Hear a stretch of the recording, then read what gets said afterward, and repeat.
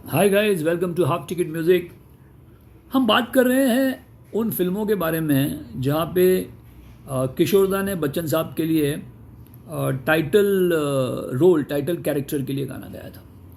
एक दौर आया था जहाँ पे मनमोहन देसाई साहब, जो कि बहुत बड़े प्रोड्यूसर और डायरेक्टर है, हम सब जानते हैं, उनके बीच में और किशोरदा के बीच में कुछ तनाव पैदा हो गया था, कुछ मनमुटाव आ गया था। अब उसके कारण मनमोहन देसाई साहब की फिल्मों में, बहुत सारी आगे की फिल्मों में आप किशोरदा की आवाज़ नहीं सुनते। एक बात और भी थी कि मनमोहन देसाई साहब रफ़ी साहब के बहुत बड़े फ़ैन थे।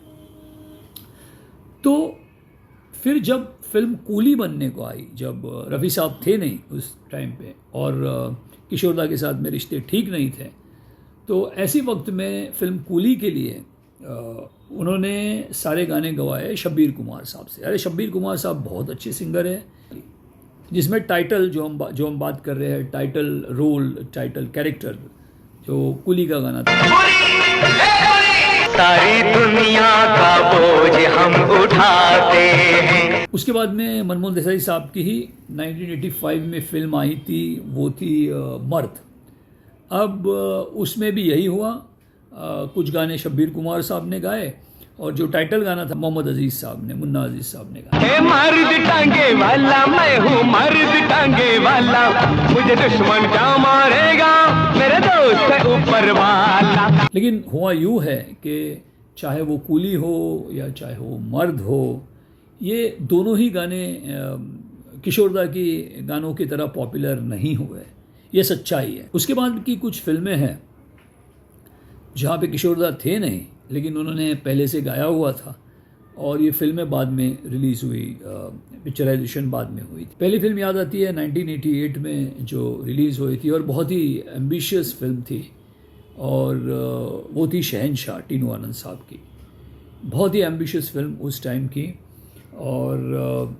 और एक इसमें बात ऐसी भी थी कि उसके पहले के एक साल में बच्चन साहब की कोई फिल्म आई नहीं थी, क्योंकि बीच में बच्चन साहब पॉलिटिक्स में गए थे और फिर इस दौर में वो फिल्मों में थोड़ा सा गैप आ गया था। शहंशाह हालांकि बहुत एक्सपेक्टेशंस थे, उतनी चली नहीं, लेकिन फिर भी जो हम बात कर रहे हैं कि इस फिल्म का जो टाइटल सॉन्ग, अभी देखिए, एक लार्जर देन लाइफ कैरेक्टर खड़ा कर दिया था टीनू आनंद साहब ने।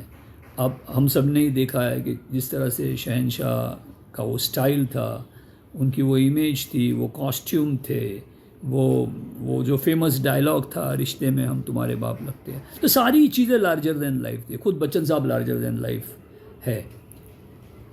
इस सब के लिए सिर्फ लार्जर देन लाइफ आवाज़ की ही ज़रूरत थी। अंधेरी रातों में सुनसान राहों पर हर जुल्म मिटाने को एक मसीहा निकलता है, जिसे लोग शहंशाह कहते हैं। इसके बाद एक फिल्म याद आ रही है, और कोइंसिडेंटली ये मनमोहन देसाई साहब की ही फिल्म है। उन्होंने प्रोड्यूस की थी, डायरेक्ट नहीं की थी।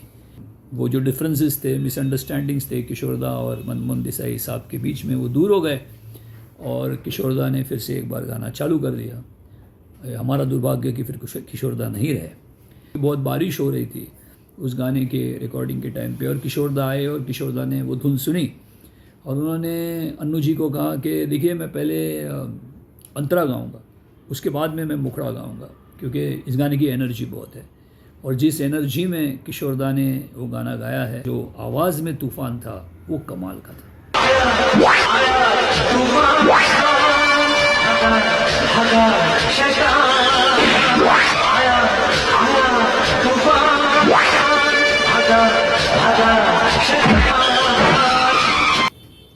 तो अब देखिए, किशोरदा के जाने के बाद 1987 के बाद में, उसके बाद में भी कई सारी फिल्में आई जहाँ पे बच्चन साहब ने टाइटल रोल किया, जैसे कि लाल बादशाह थी, मेजर साहब थी, सूर्यवंशम थी, या बड़े मियाँ छोटे मियाँ थी, बहुत सारी फिल्में थी।